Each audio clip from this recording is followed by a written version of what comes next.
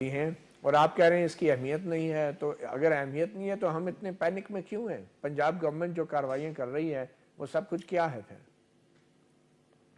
نہیں، پنجاب گورنمنٹ تو کوئی پینک نہیں ہے، کوئی کاروائیاں نہیں کر رہی، اور میں یہی تو کہہ رہا ہوں کہ ہمیں پینک نہیں ہونا چاہیے۔ یہ جو جماعت الدعویٰ کے جو جتنے بھی دفاتر ہیں یا ان کے جو اثاثے ہیں ان کو تحویل میں لینے کا جو فیصلہ کیا گیا ہے وہ سب کیا ہے؟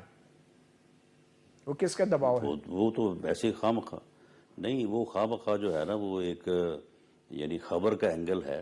جن اثاثوں کی بات کی جا رہی ہے وہ تو ہم نے پہلے سے جو ہے وہ تحویل میں لیے ہوئے ہیں، اب تو کوئی نہیں لے رہے، وہ تو پہلے سے لیے ہوئے ہیں۔ جو ان کا وہاں پہ ان کا سیٹ اپ ہے مریدکے میں، وہ تو آج سے کوئی 3-4 سال پہلے کا جو ہے وہ، بلکہ میرا خیال ہے اس وقت شاید پیپلز پارٹی کی گورنمنٹ تھی جب اقوام متحدہ نے UN نے ان کے خلاف ریزولوشن کیا تھا۔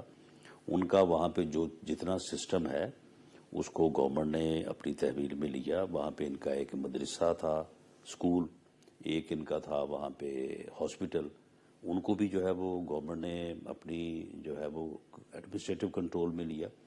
وہ گورنمنٹ جو ہے وہ کمشنر لاہور جو ہیں وہ ان کے جو ہے وہ ایڈمنسٹریٹر کے طور پہ جو ہے ان چیزوں کو مینیج کرتے ہیں۔ وہاں پہ جو ملازمین ہیں ان کی تنخواہیں بھی جو ہے وہ پنجاب گورنمنٹ دیتی ہے۔ اور یہ جو ہاسپٹل اور اسکول ہے ان کے دفاتر وہاں پہ جب بند کیے گئے تھے تو اس وقت اس بات کے اوپر بھی ہم نے وفاقی حکومت کو آن بورڈ دیا تھا کہ یہ دیکھیں یہ اسکول بھی اور ہاسپٹل بھی جو ہے وہاں اس علاقے میں عام آدمی کی سہولت کے لیے ہے،